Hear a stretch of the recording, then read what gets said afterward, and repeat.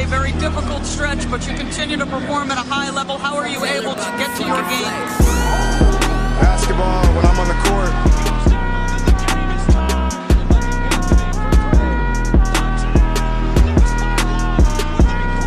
Rebecca, in the future, when you interview me, can you please take off your damn heels? He said, I'll present you, provided you let me wear your heels. We'll save that for later.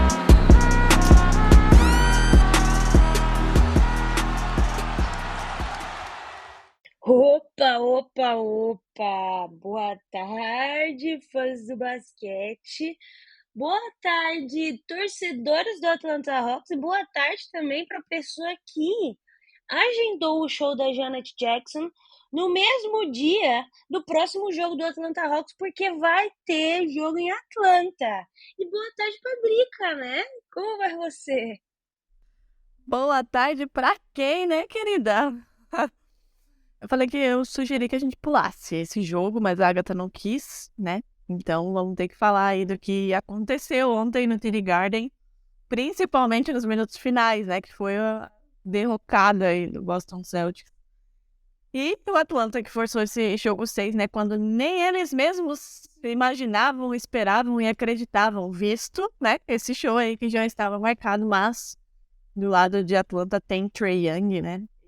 Ele não tem o apelido de Ice Trae à toa e mostrou ontem de novo por que tem esse apelido, e o Celtics mostrou de novo que tem alguns probleminhas aí emocionais para fechar jogos, né, Agatha? Pois é, Drica, não tem esse problema e continua muito gelado, né? O homem não teve nenhum pudor na hora de arremessar de quase do meio da quadra, né? E acabar com a festa do Boston Celtics. Inclusive, esse jogo ele dava mais de 10 pontos a 4 minutos do final da partida e Trae Young não ligou para isso. Trae Young teve a calma e a personalidade de virar um jogo insano, né? Lembra ontem que eu apostei, né? Eu apostei na vitória do Hawks e apostei na vitória do Clippers. No Eu Celtics. quase consegui uma odd 42, né? Eu consegui só uma odd 6, fiz as apostas separadas, mas foi quase, né? Não estava aparecendo o play aqui.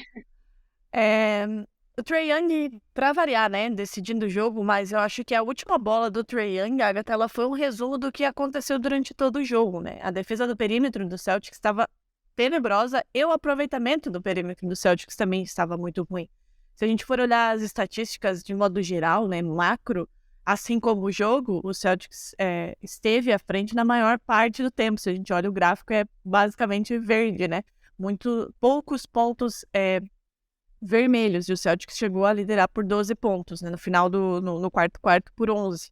Mas a gente vê as estatísticas, rebotes, assistências, aproveitamento field goal, o Celtics é superior. Aí a gente chega nos 3 pontos, né, 46,3% para o Atlanta Hawks, enquanto 31,6% para o Celtics. Então, a defesa do perímetro do Celtics estava muito ruim, associada a mais uma grande noite aí do perímetro do Atlanta, como aconteceu no outro jogo que o Hawks havia vencido o Celtics, né? E também é isso, assim, eu acho que esse é o resumo, porque você olha os pontos do garrafão, foi uma surra do Celtics, 60-38. Você olha os pontos de fast break, é a mesma coisa, 24-8, né? Só de segundas chances que o Atlanta fez 5 a mais. Mas o Celtics pecou por abdicar da defesa do perímetro em diversas oportunidades. Os jogadores do Atlanta Hawks, não só o Trae Young, e inclusive o Trae Young, sabendo de como ele é, né, na bola do perímetro, arremessaram sem contestação. Na última bola não foi o caso, mas ele estava de muito longe, mas, enfim, o Celtics ainda teve uma oportunidade, desenhou uma jogada e não conseguiu converter.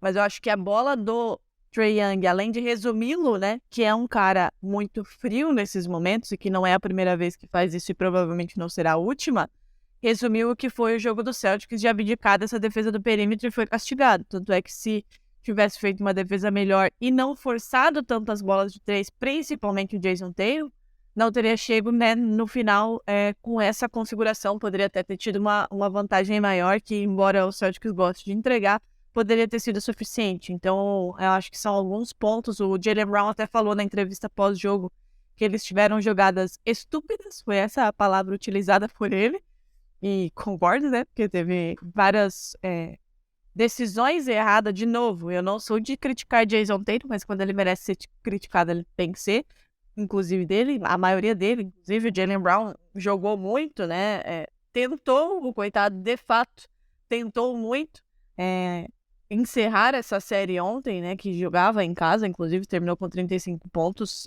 foi o cestinho aí do Celtics, um aproveitamento acima de 65% de field goal e acima de 57% do perímetro, mas não foi suficiente. Então eu acho que isso precisa ser ajustado. O Celtics não pode relaxar. Depois do jogo em que abriu 3-1, o Tatum até falou, né, que o time tinha se colocado numa posição difícil perdendo o jogo, mas tinha meio que voltado aos trilhos, né? Não foi essas palavras que ele usou. Mas não adianta se você não mata o jogo quando você pode matar e, né, diante da sua torcida. Agora vai pra Atlanta com um time que vai ter o DeJounte Murray de volta, né? Então já era uma coisa que era pra ter matado ali. Vai ter o DeJounte Murray de volta, vai estar com uma torcida, ainda que a gente não aprecie demais a torcida do Atlanta, mas o time está empolgado, né? Está confiante de forçar um jogo 7. E aí tem que aplicar o que aplicou durante a temporada regular. Em boa parte dela, claro, teve, né, vacilos durante a temporada, mas é aquela defesa que a gente conhece do Celtics, que não aconteceu ontem. E aí a gente vai ter aí o jogo 6 para o meu desespero, obviamente, porque eu sou uma pessoa muito passional e com problemas no coração. Mas o Hawks mereceu vencer porque soube fechar o jogo. Você falou, inclusive, sobre isso ontem, né, Agatha? Que é uma fala do LeBron James, né? Que campeões sabem fechar jogos. Não foi o que o Celtics fez ontem. O Atlanta foi atrás do prejuízo, conseguiu, soube fechar o seu jogo e forçou um jogo 6 para surpresa, inclusive, aí, do pessoal de Atlanta. Drica, tem muitos fatores. Você mencionou a porcentagem de bola de 3 do Hawks, né? Muitos jogadores acima de 50%, acima de 40% tiveram 4, né? Mas acima de... O Trae Young, na realidade, não foi um desses jogadores, né? O Trae Young teve 38% na noite de ontem, 5 de 13. E ontem eu também fiz uma aposta desse jogo, né? Eu fiz uma aposta em que ele teria mais de 11 assistências, ele terminou com 13. A gente precisa falar disso também. É um jogador que a gente se acostumou a ver pelo volume de pontos, né? Por essas cestas, inclusive a cesta de ontem. Mas é um jogador que, com o passar dos anos, tá se tornando um passador de elite. Já liderou a liga, inclusive, ano passado, em quantidade de assistências, né? Não sei se em média, mas no número total de assistências. Nesse ano também, se eu não me engano, né? A gente falou sobre esse confronto no começo dessa série, que o Jason Tatum era o líder em pontos totais e o Trae Young líder em assistências totais. E ele tá sabendo usar desse recurso quando as bolas dele não caem, né?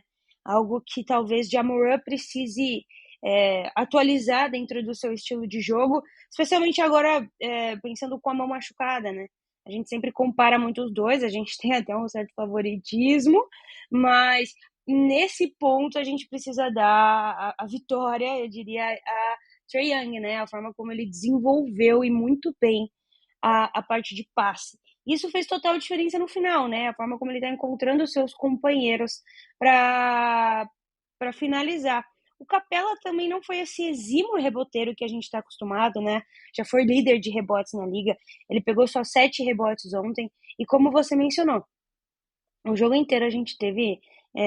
ali no começo ainda teve uma oscilação, né? Mas a partir do meio do segundo quarto até praticamente faltando 2 minutos, o Celtics teve essa liderança. Inclusive chegou a liderar por 13 pontos. E Jaylen Brown foi o grande destaque desse Boston Celtics em pontuação. E aí eu quero entrar numa grande questão, numa grande discussão que rolou ontem no Twitter e da qual, Drica, estou me tornando cada vez mais adepta e acho que a senhora precisa discorrer sobre. Que é assim, eu fiz a minha aposta ontem de que Trae Young faria mais de 11 assistências e de que Jason Tatum faria mais de 28 pontos. E a gente está chegando num período da liga, em um momento, tanto para o Tatum quanto para o Boston Celtics, em que ele é uma super estrela muito irregular. A gente já comentou isso nos podcasts, né? Que existe uma irregularidade dele, e eu queria saber de você. Hoje, Jason Tatum é a superestrela mais irregular da NBA, Adriana? Cara, não sei se mais irregular, mas eu concordo que ele é, sim, muito instável, né? Eu vi uma discussão até, eu não lembro agora quem foi, não vou lembrar realmente, me desculpe se alguém está ouvindo esse podcast e foi você que iniciou essa discussão, manifeste, mas eu não lembro mesmo, de alguém falando que o Jaylen Brown é mais clutch do que o Tatum. Talvez tenha sido até alguém da torcida Celta, né? Porque parece que nos momentos de derrota ninguém presta no Celtics, e eu já fiz essa crítica milhares de vezes aqui à torcida e vou continuar fazendo, né? Não é assim que a banda toca também. Mas eu concordo que ele é muito irregular, muito irregular. Eu acho que ele não pode se esconder nesses momentos ou tomar decisões tão equivocadas, como aconteceu ontem de novo. Na outra derrota já aconteceu, e na entrevista pós-jogo ele falou sobre isso. Ele disse algo, não vou lembrar das palavras exatas, mas era algo no sentido de: quando a gente ganha, eu levo os créditos, quando a gente perde, eu também tenho que assumir a responsabilidade, né? Eu errei, enfim, ele assumiu. Só que não adianta você assumir e você continuar cometendo os erros, né? Assim, não adianta, né? Não vai vir título dessa maneira, apenas assumindo as responsabilidades. Então, não sei se assim, eu fui pega desprevenida com essa pergunta. Talvez seja, se a gente colocar num patamar, por exemplo, agora de playoffs. O Trae Young, talvez, eu não sei se você considera o Donovan Mitchell uma super estrela, mas pra mim decepcionante a Vera nesses playoffs. Mas se a gente colocar nesse patamar aí, nessa prateleira, Luka Doncic, Devin Booker, né? Pra falar assim de jogadores mais ou menos da mesma idade que A ele. senhora acha Luka Doncic, Devin Booker irregulares Não, nos calma, eu tô playoffs? falando que eu tô colocando na mesma prateleira as Tá. super estrelas mais ou menos da mesma idade, né? Que eu acho que é mais ou menos por aí.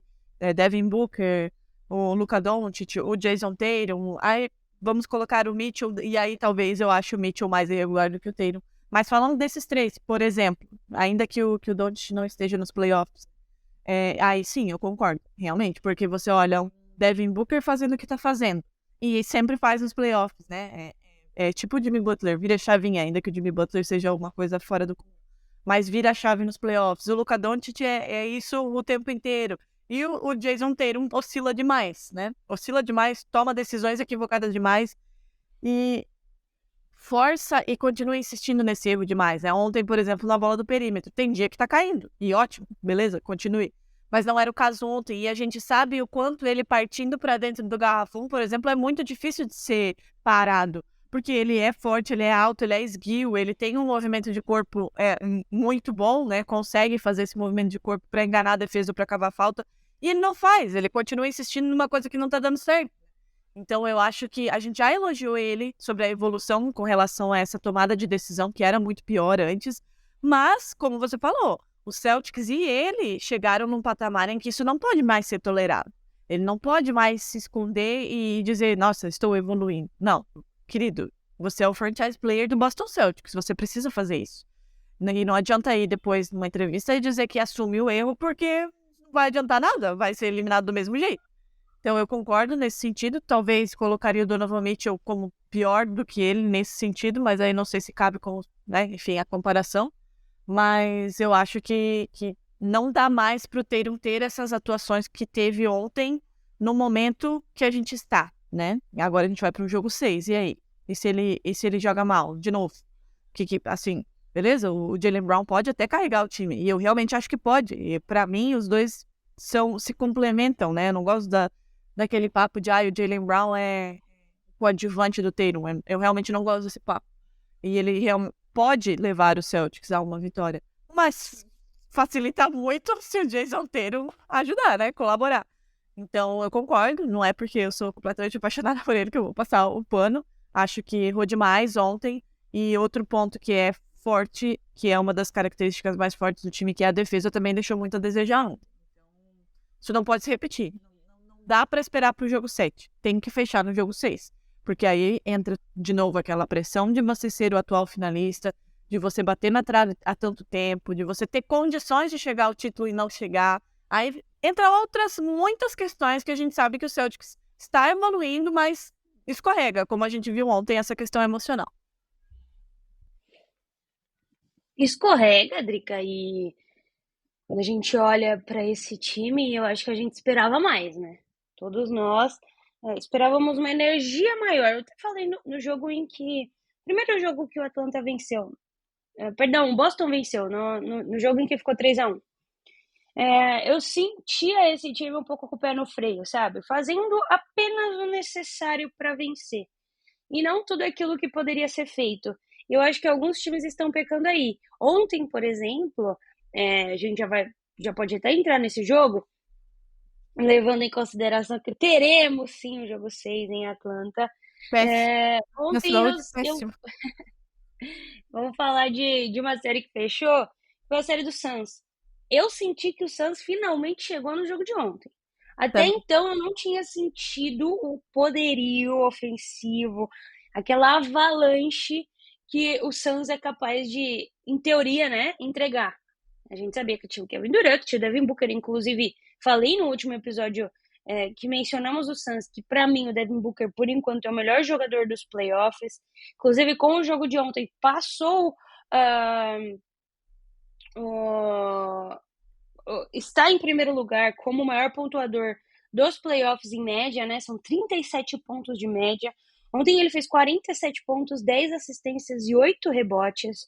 O Ayton fez 21 pontos e 11 rebotes. Kevin Durant fez 31 pontos, 4 assistências e 6 rebotes. E o Chris Paul, 15 pontos, 7 assistências e 5 rebotes. Fora as steals combinadas aí desse pessoal, né? E aí você tem outros jogadores que foram igualmente importantes, né? Em rebote, o Biombo com 8, o Josh Okogie fazendo 2 steals, 3 assistências e 2 rebotes. Finalmente, parece que esse Suns chegou e dá medo, né? Dá medo. Eu tenho medo de muitas pessoas, né, cara? Eu sou uma pessoa que, assim, por mais que o Celtic seja um bom time, e eu realmente acho que escorrega mais quando tá confortável do que quando é desafiado. Eu tenho medo de muita gente, né? Do Jimmy Butler eu já falei ontem que tenho medo desse Big Three do Suns, obviamente, até porque não é só o Big Three, né? Como você falou, muita gente colaborou com muita coisa para que essa série fosse encerrada ontem, né? Aliás, dos 3 jogos, 2 encerraram ontem, né? E se enfrentam. Então, eu senti essa mesma coisa. Primeiro, pelo poder realmente ofensivo desse time. O DeAndre Ayton, por exemplo, colaborou bastante, né? Teve 11 rebotes ontem, fez um duplo-duplo, inclusive. Mas eu acho que a energia também, porque teve alguns momentos do jogo que o Clippers estava na frente. Mas o time, ali no quarto, principalmente aquela coisa de fechar jogo de novo, né, Agatha? Chegou no quarto período, a experiência de Kevin Durant e Chris Paul e a energia, né? E essa virada de chave de Devin Booker nos playoffs carregou o time aí para essa classificação e agora vai enfrentar o Nuggets na semifinal da Conferência Oeste. Eu acho que chegou em qualidade, chegou em intensidade e chegou nessa energia para buscar esse. Chegou em cima do Clippers, né? Baleado. Inclusive tivemos a notícia, né, de que Kawhi Leonard rompeu de fato o ligamento do menisco. E mais uma, né? Mais uma cirurgia provável, mais um tempo de recuperação, mais uma lesão no joelho, mais um desfalque para esse Clippers que apostou muito na liderança de Kawhi Leonard e mais um ano em que o Clippers não é campeão, né? Assim como todos os outros, infelizmente. E mais uma vez que o Westbrook perde nos playoffs para Kevin Durant, dessa vez tendo em quadra como melhor companheiro Norman Powell, né? Os deuses do basquete não estão muito do lado de Russell Westbrook nos últimos tempos, mas fatos, né? Contra fatos não há argumentos. Ontem ele não teve um jogo bom. A diferença das outras partidas, né, em que ele jogou muito bem e o time não estava bem, ontem foi o contrário. O time estava entregando bastante e o Russell Westbrook não conseguiu. De fato, 16% de field goal, 3 de 18, 5 turnovers, 4 faltas, deu 8 assistências e 8 rebotes, mas continuou insistindo nos arremessos quando poderia ter feito, assim como o Trae Young, né, uma opção de passar mais a bola e entregar para companheiros que estavam mais quentes. como era o caso do Zubat, que terminou com 83%, Batum com 70%, Plumlee com 85%. Então, acho que existia um mundo em que o Clippers, não sei se vencesse, mas não terminasse o jogo da forma que terminou, né? Terminou, inclusive, o próprio Suns abriu uma grande vantagem no final do terceiro quarto, começo do primeiro, de mais de 18 pontos na realidade, né? Essa vantagem chegou a cair para 2 no finalzinho do jogo, mas o Westbrook errou uma bandeja, depois errou uma bola de 3 forçadas, que não tinha necessidade, de novo, trouxe o Suns de volta para uma segurança de finalizar a partida. 4-1. Eu, no começo da temporada, apostei no Clippers campeão, mas eu apostei no Clippers completo, né? Eu acho que minha aposta foi pelos ares ali até no meio da temporada, porque não existia mais Clippers. As duas grandes estrelas desse time não jogaram, inclusive, né? O Westbrook foi um empréstimo aí de final de temporada. Então, o sonho fica pro futuro, pro torcedor do Clippers. Um beijo pro DPC, coitado. Mais um ano acreditando e mais um ano não conseguindo, né? E é isso, né? A gente tem o outro classificado, que é Denver Nuggets e Drica. A próxima fase é Phoenix Suns e Denver Nuggets, tá?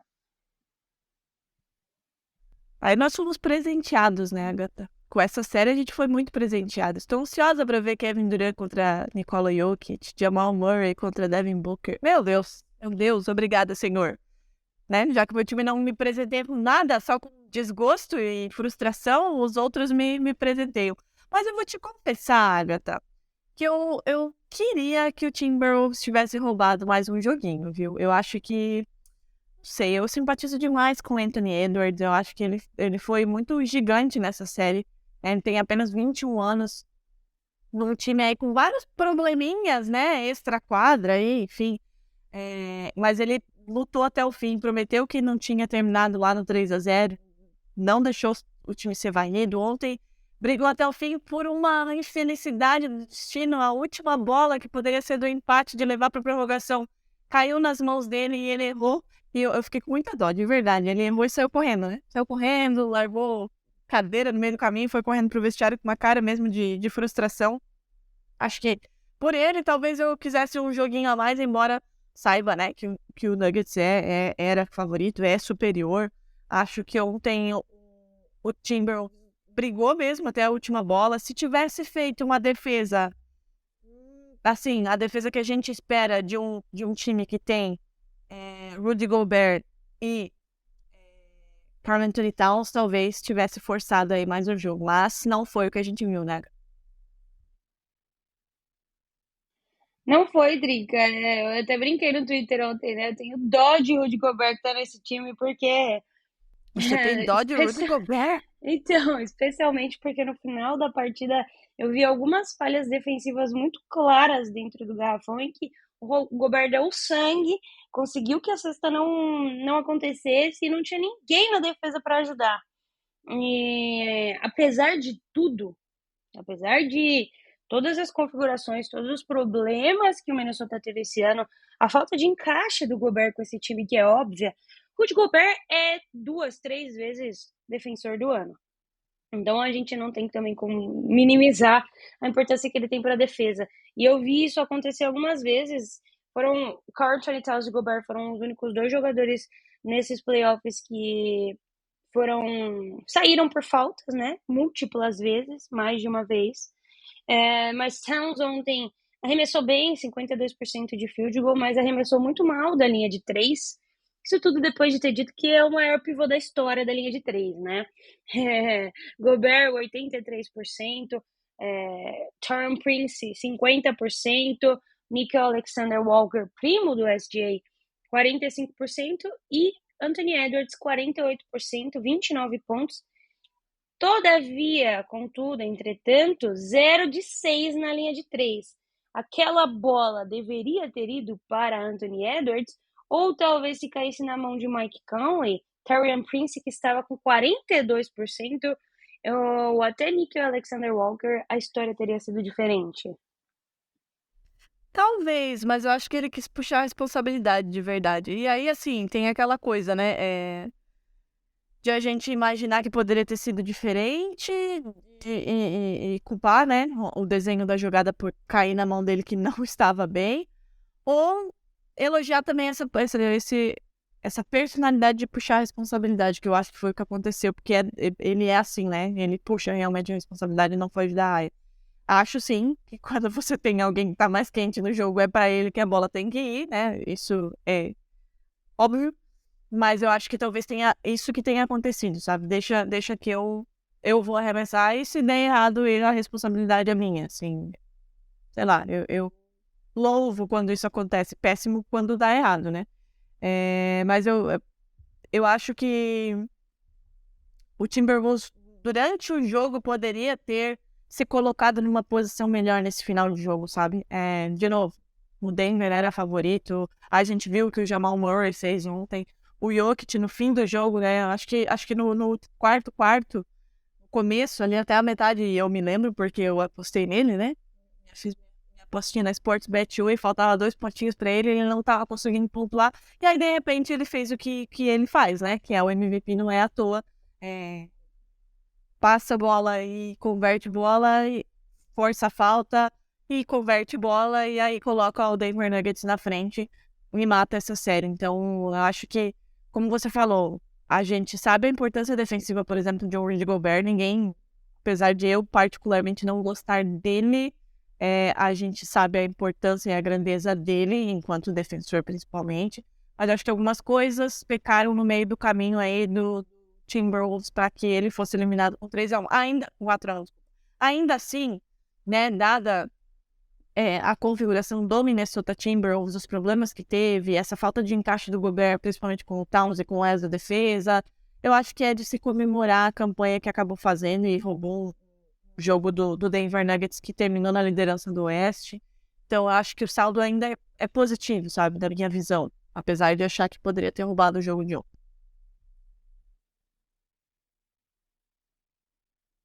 É positivo, Drica. Entregou até mais do que a gente imaginava. Uma série parelha, roubou uma vitória. Poderia ter vencido ontem. Poderia ter vencido ontem. Da mesma forma que o Celtics poderia também ter vencido o Trae Young errado aquela bola.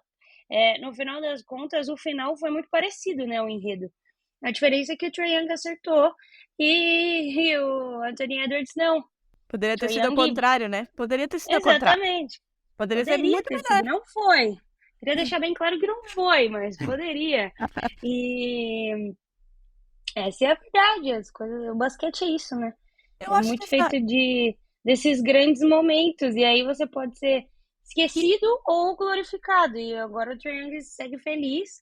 Anthony Edwards quebrou tudo saindo ali da quadra, né? Nossa, Mas é um aprendizado, é algo que vai ser construído para ele na liga. Ele é mais novo que o Trae Young, por exemplo. O Trae Young já passou por frustrações dentro dos playoffs e vida que segue. vida que segue, exatamente. E falar alguma coisa, eu ia até esqueci o que eu ia falar. Que os playoffs, eles estão muito, assim, surpreendentes, eu diria, né? Porque a gente tem Timberwolves, né, roubando um joguinho do líder do Oeste. A gente tem o Lakers aí em vias de, e pode fazer isso hoje, eliminar o segundo colocado do Oeste. Mesma coisa o Miami Heat. O Atlanta Hawks, eu acho que muita gente subestimou esse time. Eu quero dizer que sim, eu disse que preferia pegar o Atlanta Hawks e continuo achando isso, porque eu tenho medo de Jimmy Butler e enquanto puder fugir dele, vou fugir. Mas eu acho que muita gente subestimou esse Hawks. Sempre disse que isso não seria varrida, que não seria fácil e tá aí. Então eu acho que esses playoffs eles estão nos apresentando coisas muito interessantes e que fazem a gente ser apaixonado pela NBA e pelo basquete, né, Agatha? Que essa é a imprevisibilidade aí do esporte. Mas, pra gente encerrar, porque eu preciso ir pra terapia e eu preciso realmente, depois do que aconteceu ontem, depois do que o Trae Young me fez, a gente tem mais séries hoje que podem acabar, né, Agatha? Dos 4 jogos, 3 podem encerrar suas séries hoje, né? Pois é, Drica, hoje a NBA fez o favor de colocar praticamente todos os jogos um em cima do outro, né? Então você aí lute para assistir. Às 8 a gente tem Cavs e Knicks, às 8h30 a gente tem Grizzlies e Lakers, duas séries que podem finalizar, e às 10h30 nós temos Bucks e Heat, que também pode finalizar, e às 11 nós temos Kings e Warriors para fechar a noite com chave de ouro, uma série que ainda não acaba, graças ao bom Deus, voltando para Sacramento, e teremos aí muita coisa para ver. Vamos ver a situação de De'Aaron Fox, né? Situação de Ja Morant, situação de Donovan Mitchell, uma loucura. Aí eu fiz uma Situação aposta de aqui, Giannis Drica. Antetokounmpo. Exatamente, tá tudo em aberto por conta disso, né? Antes de Tudo em você fazer a aberto sua porque... aposta, que é a aposta Diga. oficial do NBA das Minas, gostaria de deixar bem claro, quero dizer que eu também fiz uma com a odd 6, hein? 6. Diga então. Austin Reeves para mais de 2 cestas de 3.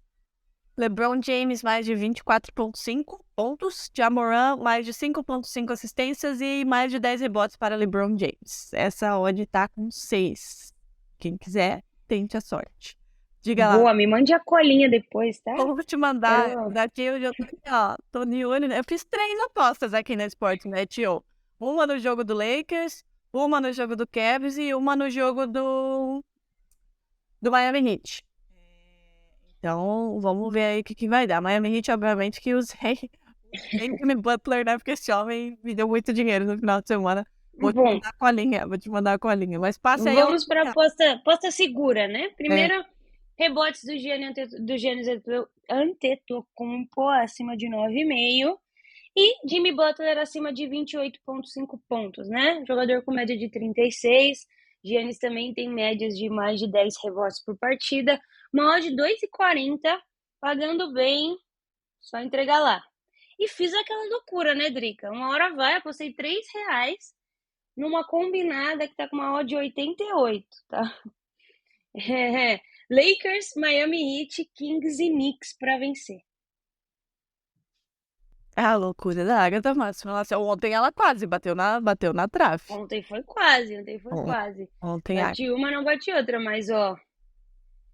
Vai na- É isso, se você acreditar, às vezes você pode mudar um vencedor ou outro. Mas se você botar R$1 numa combinada de 88, Porra, já... né? E às vezes bate. Poxa. Se bater, né? Se Já tá bater, bom, olha né? que alegria. Olha que alegria. Exatamente, isso. exatamente. Então é É isso. isso. Já deu 2 dicas de aposta aí, uma minha e uma da Agatha. Corre lá na Sportsbet ou se cadastra se você ainda não tem seu cadastro. Aproveite que a gente tá... Volta e meia a gente faz da Green aí. E vou pra minha terapia porque Trae Young me obrigou. Amanhã a gente volta.